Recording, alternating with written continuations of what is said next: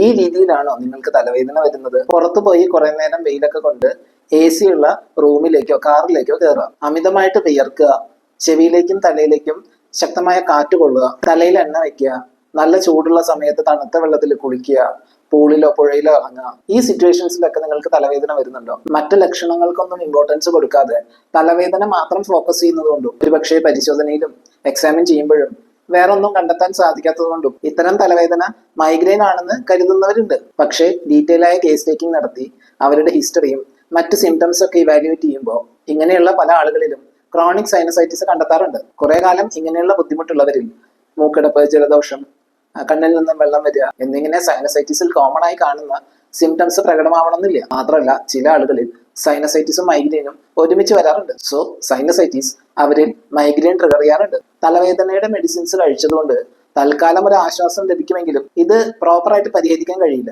Recurrent ആയി അനുഭവപ്പെടുന്ന ഇങ്ങനെയുള്ള തലവേദന കറക്റ്റായിട്ട് ഡയഗ്നോസ് ചെയ്ത് അതിനുള്ള മെഡിസിൻസ് കഴിക്കുക, ആവശ്യമെങ്കിൽ ഡെയിലി റുട്ടീനിലും ഡയറ്റിലും ഒക്കെ മാറ്റങ്ങൾ വരുത്തുക എന്നുള്ളതാണ് ഇതിന്റെ ഒരു കറക്റ്റ് ട്രീറ്റ്മെന്റ് പ്ലാൻ. മൈഗ്രെയിനെ കുറിച്ചുള്ള നിങ്ങളുടെ സംശയങ്ങൾ കമന്റ് ചെയ്യുക. ബൈ.